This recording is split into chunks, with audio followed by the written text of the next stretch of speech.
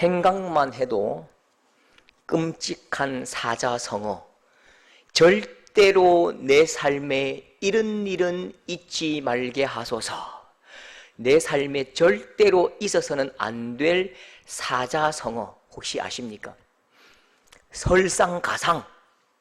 눈이 내리는데 또 거기에 서리가 오면 곡식이 남아나지 않겠지요.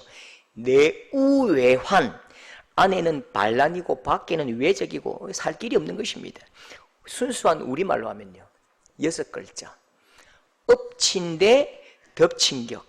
엎어졌는데 그 위를 막 덮쳐버리면 압사돼 죽는 거죠. 여러분, 우리나라 그 노래가 하나 있습니다. 삼식이라는 노래 아시는 거 모르겠습니다. 삼식이. 동시에 당한 어려움이 막 밀려오는데 이 동시에 당하는 한 여인의 고통을 해학적으로 재미있게 표현한 노래가 있어요. 그 가사를 보면 이래요. 소낙비는 내리고요, 업은 아기는 보채고요, 허리띠는 풀려서 바지가 내려가고요, 광주리는 이었고요, 논뚝은 터지고요, 치마폭은 밟히고, 시어머니는 며느라 부르고요, 똥오줌은 말이 없고요. 이게 앞에 터지고 뒤로 자빠지고 옆으로 굴러떨어지고, 이게 정신없이 힘들고 아프고 괴롭고 고통스럽고 죽을 지경입니다.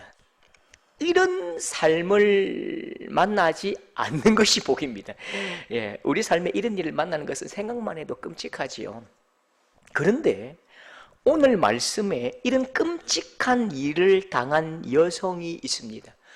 얼마나 가슴 답답한 일을 당했는지 보십시오. 1절에 선지자의 제자들의 아내 중의 한 여인이 엘리사에게 부르짖어 이르되 당신의 종 나의 남편이 이미 죽었는데 이제 빚준 사람이 와서 나의 두 아이를 데려가 그의 종으로 삼고자 하나이다. 우리식으로 다시 표현하면 내가 아들 둘이 있는데 아들 둘은 유치원 다니는데 우리 남편이 갑자기 은혜를 받아가지고 전도사 한다면서 신대원에 가버렸는데 집은 먹을 게 없고 아기는 보채고 일도 못 나가는데 갑자기 남편이 신대원에서 암 걸려 죽어버렸는데 장례 치르고 나니까 갑자기 사채업자가 와가지고 남편이 돈을 빌렸으니까 돈을 내놔라 하는 거지요. 돈을 못 갚으니 아들 둘을 종으로 삼겠다고 지금 끌고 가는 것입니다. 이런 상황이면 누가 살고 싶겠습니까? 그런데 우리 마음에 참 아픈 게요, 이 남편이 누구라고요? 선지자의 제자들이라고요. 선지자의 제자들, 선지학교의 학생이라고요. 엘리야가 세운 선지자 학교의 학생입니다. 우리말로 전도사님이죠. 전도사님. 이 사람이 어떤 사람이라고요? 당신의 종이 여호와를 경외하는 줄은 당신이 잘 아시는 바니다. 엘리사 선생님, 엘리사 교수님, 학생 김전도사님 아시죠? 그분이 얼마나 하나님을 잘 섬깁니까? 얼마나 하나님을 잘 믿고 착실하고 얼마나 귀합니까? 그 사람이 내 남편인데 그 사람이 죽었잖아요. 하나님을 너무 잘 섬기다가 하나님의 사람이 되고 싶어서 하나님의 종이 되겠다고 신대원에 간 전도사님 가정에서 이런 일이 벌어진 것입니다. 아니, 하나님을 너무 잘 믿는다니까요. 하나님을 잘 믿는다니까요. 하나님을 너무너무 잘 섬기고 성품 좋고 그렇게 좋은 사람이 없는데 왜 이런 일을 당합니까? 더 답답한 꼴을 보십시오. 엘리사가 묻습니다. 내 집에 무엇이 있는지 말해라. 너희 집에 뭐 있는데? 계집종의 집에 기름 한 그릇 외에는 아무것도 없나이다. 아무것도 없나이다. 기름 한 그릇 외에 아무것도 없나이다. 여러분, 이 말이 의미하는 복선이 있다고요. 그게 뭐냐면 엘리사 말고요, 엘리야가 사르밧 과부에게 떡을 달라 할 때에 사르밧 과부가 무엇이 있다고 말했지요? 열왕기상 17장에 보면 통에 가루 한 움큼과 병에 기름 조금뿐이다. 이 사르밧 과부에게는 그나마 통에 기름 한 웅큼이라도 있었다고요. 그래서 한 끼는 먹을 수 있었어요. 아껴 먹으면 두 끼도 먹을 수 있었어요. 한 끼는 먹고 하루는 버틸 수 있었는데 계집종의 집에 기름 한 그릇 외에는 아무것도 없나이다. 이 말은요, 나는 떡 만들, 빵 만들 밀가루도 없습니다. 나는 한 끼도 버틸 능력이 없습니다. 나는 절대 절망입니다. 나는 어떤 가능성도 어떤 방법도 없습니다. 나는 곧 죽을 수밖에 없습니다. 그런데 여러분, 이 여성의 말이, 이 여성이 당한 모양이 너무 낯익지 않습니까? 사실 우리가 늘 보았던 이야기입니다. 우리가 항상 궁금했어요. 항상 궁금하고 이해할 수 없는 일인데 우리가 차마 내 입에 이 말을 끄집어내면 하나님 영광 가릴 것 같아서 쉬쉬할 뿐이었습니다. 나쁜 사람들은 그렇게 잘 먹고 잘 삽니다. 나쁜 사람들은 그렇게 잘 먹고 잘 살고 돈 쓰고 그렇게 외제차 타고 뻔질이하게 해외로 꽃포치로 댕깁니다. 그런데 하나님을 섬기는 우리는 왜 이렇게 일어나는 일들이 너무너무 아픈 일이고 고통스럽고 힘겨운 일입니까? 여러분, 저도 2년 전에 정말 귀한 후배가 있는데요, 태국에 선교하러 갔는데 교회를 세웠어요. 태국 현지인들을 위해서 교회를 세웠어요. 전기공사를 하러 올라갔다가 전기 감전이 되어버려서 그 자리에 소처를 해버렸습니다. 그 초등학생 그 10살, 12살 애를 그 태국 현지에 두고 아내와 그 아이들 두고 하늘로 떠나버렸다니까요. 한 10년쯤 전에는요, 선교 목사님, 선배 목사님께서 캄보디아에 선교 훈련을 마치시고 이제 캄보디아 수도에서 저 시골로 선교지로 올라가시는데 5명 태워서 올라가는데 하필 그때 버스가 중앙선을 침범해서 이 선교사님 차에 그대로 충돌해 버렸습니다. 목사님, 사모님, 아들이 그 자리에서 즉사하셨고요. 큰딸과 막내 아이가 살았는데 이 큰딸은 살기 위해서 팔을 하나 잘랐습니다. 천사 같은 우리 동기 목사님이 작년에 소천하셨는데요, 이분이 우리나라에서 가장 소외된 이주 노동자를 위해서 헌신하셨습니다. 담임 목사 안 가고 내가 저 이주 노동자, 정말 고통당하고 이국 땅에 와서 고통당하고 힘겹게 일하는 저 사람 위해 헌신하겠다, 그렇게 헌신하신 분인데요, 너무너무 좋고 그렇게 좋은 사람이 없어요. 예배 처소 좋은 공간 만들어 주겠다고 좋은 공간에 옮겨서 그 스티커 작업을 하다가 2층에서 떨어졌는데 이 갈비뼈가 심장을 찔러서 소천해버렸다고요. 이 장례식에 가니까요, 6살 난 딸이 막 하염없이 울고 있고 8살, 10살 난 딸아이는 상황이 어떻게 된 건지 모르니까 멀뚱멀뚱하게 쳐다보고 있고, 사모님은 이미 말을 잃은 거지요. 어떻게 말할 수가 없는 거죠. 그래서 그냥 낙심하고 쭉 늘어져 있는 거예요. 얼마나 화가 나고 분이 막 치밀어 오르는지요. 막 밖에 나가가지고 하나님 앞에 막 악다구니를 막 퍼부어버렸습니다. 하나님 해도 너무합니다. 지금 하나님 뭐 하자는 겁니까? 이 아이들 어떻게 살라고 저렇게 아픔 가운데 두십니까? 하나님께서 부르시고 하나님께서 저 따위를 주시려면 때려치우십시오. 막 하늘 향해서 막 삿대질을 했다니까요. 2달 딱 지나고요, 걱정되어서 견딜 수가 없는 겁니다. 그래서 약간의 어떤 후원금을 받아서 사모님과 아이들을 찾아갔습니다. 나는 거기서 눈물이 흘러 견딜 수가 없더라고요. 눈물이 흘러 견딜 수 없어서 먹먹한데 그 사모님이 차를 한 잔 대접하시면서 빵긋 웃는 거죠. 그러면서 사모님이 선포하신 한마디에 제가 모든 어떤 아픔과 고통을 다 내려놓았습니다. 사모님이 저에게 뭐라고 말씀하셨을까요? 저는 막 눈물이 줄줄 흐르는데 사모님이 그렇게 말씀하시는 거지요. 목사님, 제 남편 목사님이 떠난 빈자리는 너무 큽니다. 남편이 떠난 빈자리가 그렇게 클 수가 없습니다. 그런데요, 하나님이 찾아오신 그 자리는 100배나 1000배나 더 컸습니다. 남편이 떠난 빈자리도 큰데 그 빈자리를 하나님이 채우셨는데 하나님이 내게 찾아오신 그 자리는 남편의 빈자리보다 100배나 1000배나 크더라고요. 우리는 하나님의 사람들이 이런 처절한 일, 너무너무 가슴 아픈 일을 당하는 이런 일들을 보면서 그 이유를 알고 싶어요. 왜 그렇게 하셨는지 이유를 알고 싶습니다. 그런데 하나님은 이유를 말씀해 주시지 않으시고 그 아픔의 자리를 하나님으로 채우십니다. 남겨진 사모님과 아이들의 그 빈자리를 하나님으로 채우셨는데요, 곳곳에 하나님의 향기, 곳곳에 하나님의 흔적으로 충만한 거예요. 여러분, 오늘 말씀에 나중에 우리 결과를 아시지요?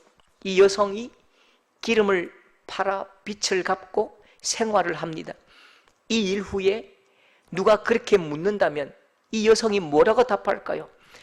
당신에게는 기름이 있습니까? 기름이 많아졌네요? 당신에게는 기름이 많이 있습니까? 라고 물으면 이 여성이 뭐라고 답할까요? 이게 기름으로 보입니까? 하나님이 함께 하신 흔적입니다. 나에게는 하나님의 흔적으로 풍성하고 나는 하나님으로 풍성합니다. 이건 기름이 아니라 하나님입니다. 여러분, 2절 말씀에 계집종에게는 기름 한 그릇 외에 아무것도 없나이다. 아무것도 없는 빈자리를 하나님으로 채우셨습니다. 이제 아무것도 없는 사람이 아니라 하나님으로 충만한 사람, 하나님으로 풍성한 사람, 하나님으로 가득한 사람이 된 거지요. 아무것도 없는 불쌍한 여인이 아니라 하나님으로 풍성하고 하나님만 가진 사람으로 그 이름의 정체가 바뀌고 그 이름의 내용이 바뀐 거지요. 살다 보면 아플 때가 있고 건강할 때가 있습니다.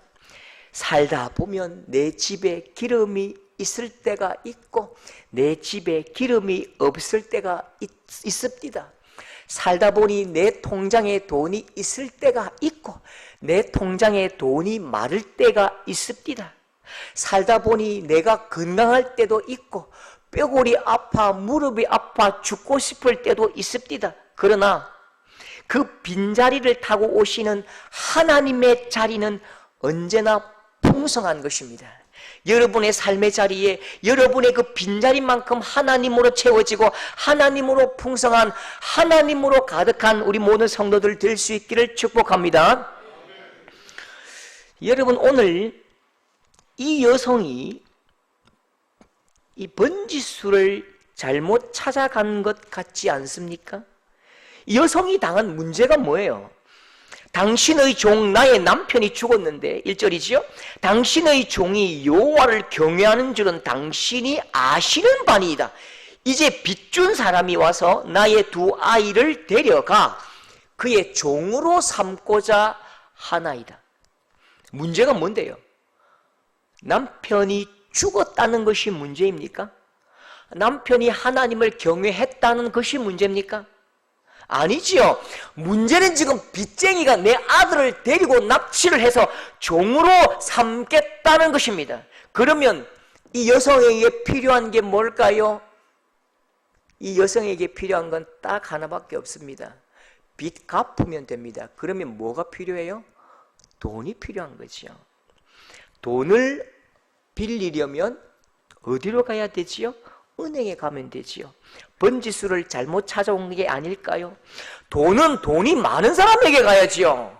돈은 돈이 많은 사람에게 가야 얻을 수 있는 것입니다. 여러분, 신약 성경에 낙타 털옷을 입고 가죽띠를 띠고 메뚜기를 씹어먹는 세례 요한을 엘리야 닮았다 그렇게 말합니다. 엘리사도 똑같아요. 거의 불황자 수준입니다. 거의 거지 수준입니다. 엘리사는 돈이 없다고요. 분명히 엘리사는 1000원도 없고 10,000원도 없습니다. 그런데 엘리사에게만 있는 것이 있습니다. 이 여성은 그걸 아는 거예요. 엘리사에게만 있는 게 있어요. 이 여성은 그걸 알고 왔다고요. 엘리사에게만 있는 게 뭘까요? 열왕기상 3장에 보면, 우리는 지금 4장을 읽었죠. 요 앞장에 보면 유다 왕, 이스라엘 왕, 에돔 왕, 이 세 사람이 모압 왕과 전쟁을 합니다. 국가의 운명을 건 대단한 전쟁인데, 그런데 물이 없어서 하나님의 민족 이스라엘 유다가 지금 전멸할 위기가 왔습니다. 물이 없었습니다. 군대는 있는데, 말도 있는데 뭐가 없다고요? 물이 없어요. 물이 없으면 수자원 공사에 가야지요. 그런데 이 세 왕이 어디로 가는지 보십시오. 왜 이 사람에게 가는가? 열왕기하 3장 12절 다 같이 시작. 요사밧이 이르되, 이스라엘 왕과 요사밧과 에돔 왕이 그에게로 내려가니라. 지금 필요한 건 물이라고요. 물만 있으면 되는데, 요사밧이 이르되 여호와의 말씀이 그에게 있도다. 엘리사에게 있는 게 뭐라고요? 여호와의 말씀이 엘리사에게 있도다. 잘 찾아왔습니다. 엘리사가, 하나님의 말씀이 있는 엘리사가, 하나님으로 충만한 엘리사가 물을 주고 승리도 주지요. 자, 보십시오. 3장, 4장, 5장, 6장 계속해서 엘리사의 기적이 기록되어 있는데, 물이 필요해도 하나님의 말씀이 있는 엘리사에게 찾아옵니다. 돈이 필요해도 하나님의 말씀이 있는 엘리사에게 찾아옵니다. 아들을 낳지 못해도 하나님의 말씀이 있는 엘리사에게 찾아옵니다. 사람이 죽었는데 하나님의 말씀이 있는 엘리사에게 찾아옵니다. 과일이 익지 못해서 자꾸 떨어지는데 그래도 엘리사에게 찾아옵니다. 독이 퍼져서 죽게 생겼는데 엘리사에게 찾아갑니다. 여러분, 이 말의 의미가 뭘까요? 하나님의 말씀이 엘리사에게 있도다. 이 말은요, 엘리사와 하나님께서 함께 하시더라. 하나님이 모든 인생의 문제의 해답이더라. 엘리사가 해답이 아니라 하나님이 모든 인생의 문제의 해답인 것입니다. 여러분, 진실로 사람이 당하는 모든 문제의 해답이 하나님께 있음을 믿으실 수 있기를 축복합니다. 정말 믿으실 수 있기를 축복합니다. 사람이 당하는 모든 문제와 모든 어려움과 모든 고통의 해결자는 오직 하나님, 우리 아버지 한 분뿐이십니다. 여러분, 우리 집에는 둘째 아들이 있는데요, 야는 참 특이합니다. 지각을 하는데 아빠를 찾아요. 배가 고픈데 아빠를 찾아요. 돈이 필요한데 아빠를 찾아요. 머리가 아픈데 아빠를 찾아요. 며칠 전에는 복사를 해야 되는데도 아빠를 찾아요. 내가 복사기가, 내가 은행이가. 그런데 보세요, 상식적으로 하면 아프면 병원을 가고, 돈이 필요하면 은행을 가고, 물건을 살 때는 마트로 가고, 내가 늦었으면 택시를 타야 됩니다. 그게 정상입니다. 그런데 요건 기능적이지요. 다시, 기능적입니다. 기계적입니다. 은행은 나와 관계를 맺지 않아요. 병원 의사는 나와 관계를 맺지 않아요. 마트 그 사장님이 나와 관계를 맺지 않아요. 나와 아무런 관계가 없다고요. 기계적, 기능적이지요. 반대로 아빠는요, 아빠가 기능적입니까? 기계적입니까? 아니지요. 아빠는 관계입니다. 관계적, 존재적입니다. 아들의 문제는 아빠의 아픔이고 아들의 문제는 아빠의 문제라고요. 그러니까 아파도 아빠, 돈이 없어도 아빠, 물건이 필요해도 아빠, 어디 갈 때도 아빠, 포항에 복귀할 때도 아빠잖아. 그렇죠? 모든 문제의 해결자가 우리 아빠라고. 왜? 존재적 아빠이기 때문에 그렇다고요. 하나님을 아버지라 부를 수 있는 특별한 사람들, 그 하나님을 아빠라고 고백하는 그 사람들의 특권이라고요. 저도요, 이 김상조를 아빠라고 부를 수 있는 이 땅에 두 사람만 누릴 수 있는 그 관계적 특권이, 돈이 필요해도 아빠 차가 필요해도 아빠, 복사기가 필요해도 아빠. 여러분, 이건 존재적 이유지요. 관계 맺지요.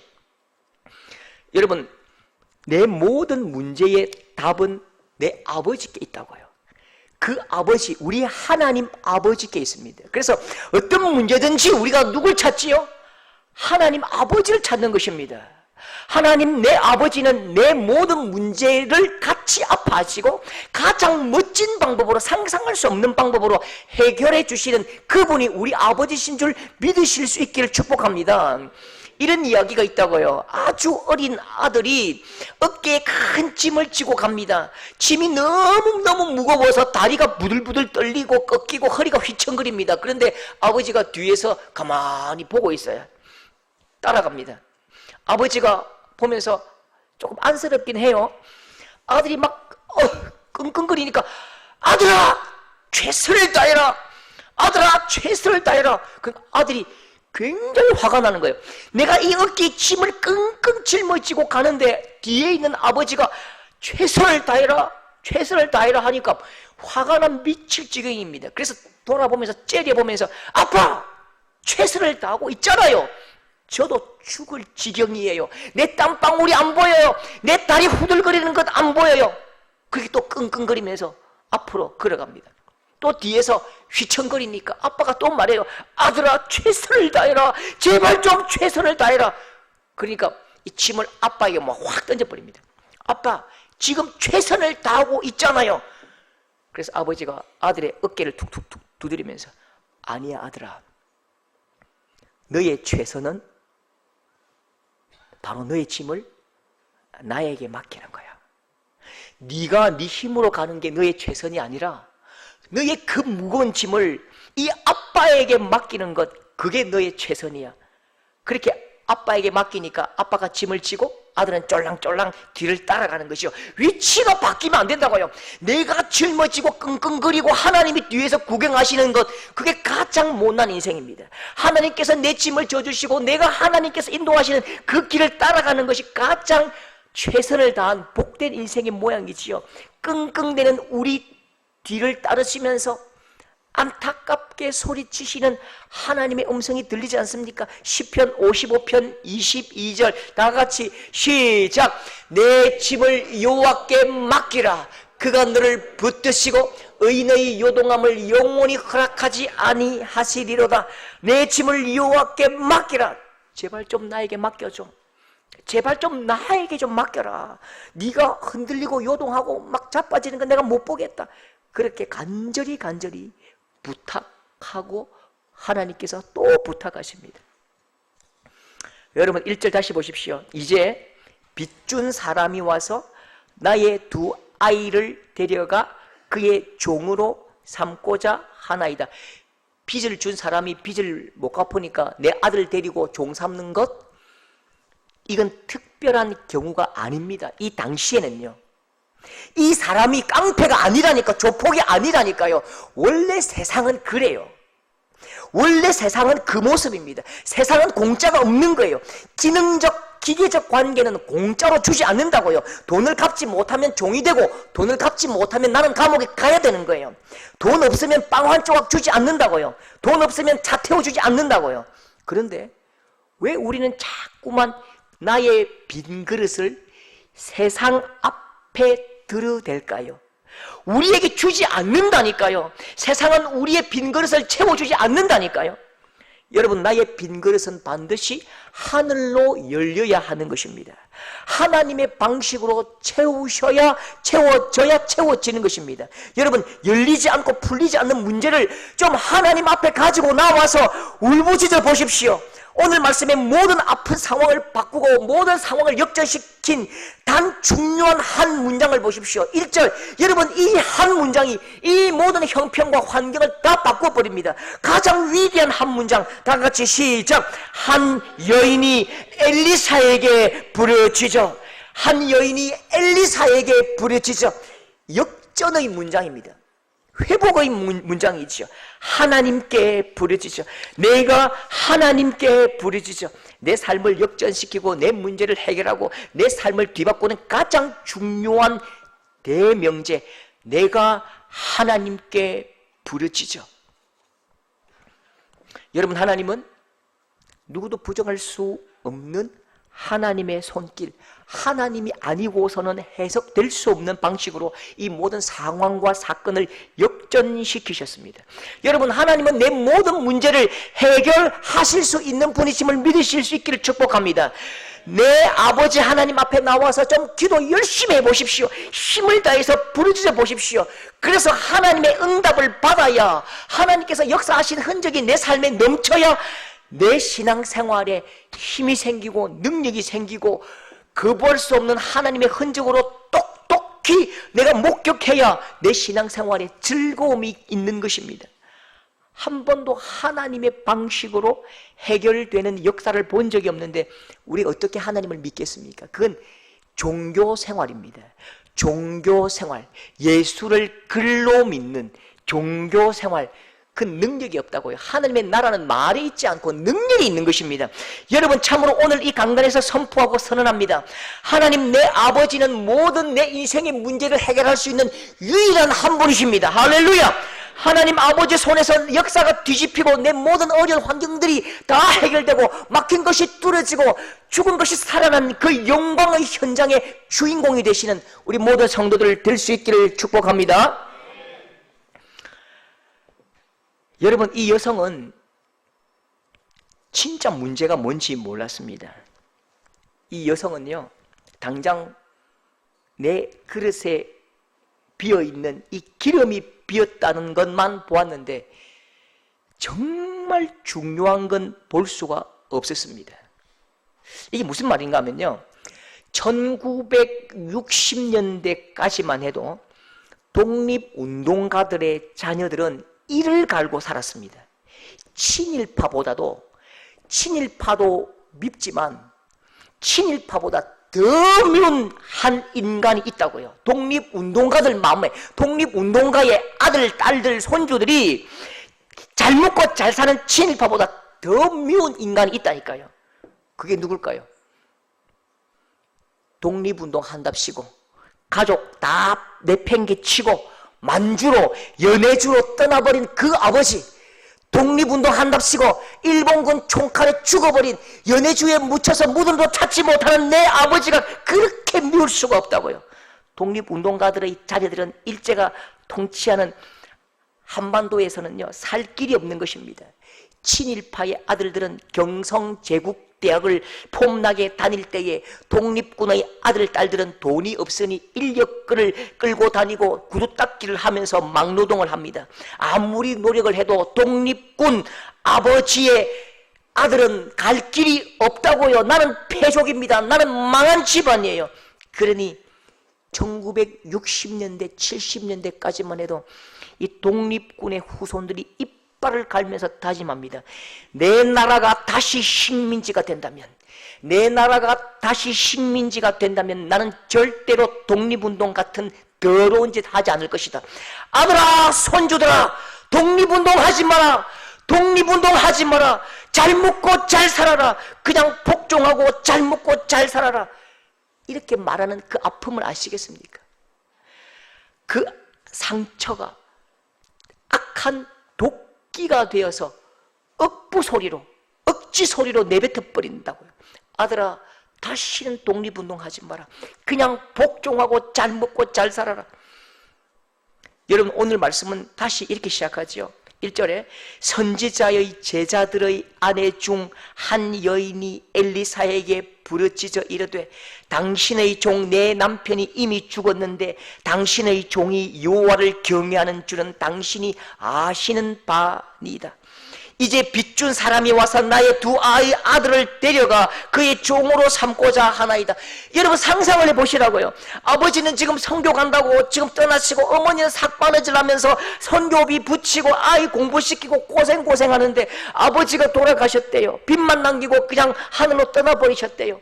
빚쟁이들이 왔는데요, 빚쟁이들이 와서 12살, 13살 그 아들들 끌고 가서 노예로 삼겠대요. 신랑이가 버려지겠지요. 어머니는 통곡을 하고 제발 좀 기회를 달라고, 제발 조금만 더 시간을 달라고요. 내가 빚 갚겠다고요.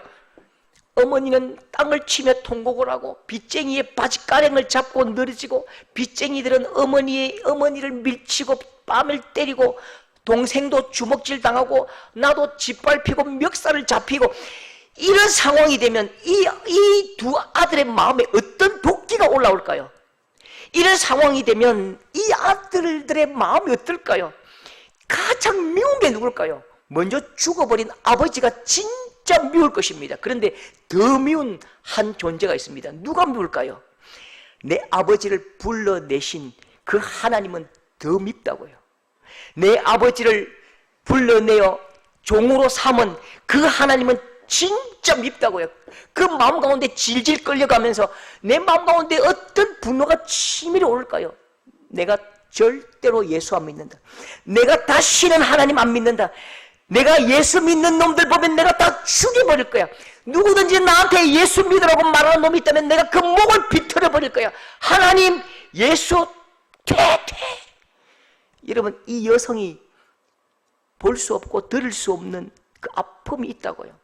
내 두 아들의 속이 문드러지고 썩어진 그 소리, 내 두 아들의 신앙이 흔적도 없이 허물어지고 가라앉아버리는 그 소리는 이 여성이 들을 수가 없었지요. 한 번도 하나님 믿어서 덮본 적이 없고 한 번도 하나님 믿어서 좋아본 일이 없을 때에 이 아들들의 신앙생활, 그 신앙은 깨끗하게 사라지고 침몰합니다. 두 아들에게 하나님은 어떤 분입니까? 하나님은 원흉입니다. 내 아버지가 믿던 그 하나님은 우리 가정을 불행하게 만들었던 원흉 중에 원흉이고 독재자요 악한 신일 뿐입니다. 그래서 하나님은 꼭 이 선지자의 이 아내, 이 여성에게 부탁을 합니다. 부탁을 해요. 어떻게 해요? 4절에 다 같이 시작. 너는 내 두 아들과 함께 들어가서 문을 닫고 그 모든 그릇에 기름을 부어 차는 대로 옮겨 놓으라. 두 아들과 함께 들어가야 된다. 꼭 두 아들과 함께 들어가서 같이 해라. 같이 기름을 부어라. 5절에 여인이 물러가서 그의 두 아들과 함께. 7절에 너는 가서 기름을 팔아 빚을 갚고 남은 것으로 너와 내 두 아들과 생활하라. 상상을 해보십시오. 비어있는 우리 집에 빈 그릇이 있어요. 우리 집 빈 그릇은 남편이 없는 빈자리, 돈이 없는 빈자리입니다. 그런데 선지자의 이 아들들이 온 동네방네 다니면서 가져온 그 빈 그릇은요, 그 빈자리, 그 빈 그릇만큼 큰 그릇, 그 빈자리는요, 이 아들들의 마음인 거예요. 아들들의 마음만큼 큰 빈자리가 있다고요. 하나님은 그 모든 빈 그릇을 하나님의 은혜로 다 채워주셨습니다. 아들아, 빈 그릇 가져와. 빈 그릇 더 가져와. 어머니 이제 빈 그릇 없습니다. 하나님의 사랑으로, 하나님의 은혜로 다 채워졌습니다. 두 아들이 시장에 나가서 기름을 팔았겠지요. 기름 사세요. 기름 사세요. 그렇게 팔았을까요? 빈 그릇을 기름으로 채우시는 하나님의 능력과 은혜, 하나님으로 채워주시는 이 놀라운 하나님의 사랑을 겪었고 내 아버지가 믿었고 목숨 걸었던 그 하나님이 어떤 분이신지 내가 똑바로 보았는데 기름 사세요, 기름 사세요. 그렇게 팔았을까요? 천만에요. 아마 크게 외쳤을 것입니다. 기름 사세요. 하나님이 우리 가정에 부으신 은혜의 기름이요. 하나님은 살아계십니다. 하나님은 정말 살아계십니다. 살아계신 하나님표 기름 사세요. 내 아버지가 가장 사랑했던 하나님, 살아 역사하신 그 하나님이 만드신 참기름이요. 크게 외쳤겠지요. 여러분 뒷이야기를 한번 상상해 보십시오. 상상을 해봅니다. 아마 두 아들은요, 아버지를 따라 선지 학교에 가서 전도사가 되었더라, 이렇게 끝이 나지 않았을까요? 여러분 이 말씀은 참 어떤 면에서 참 무겁습니다.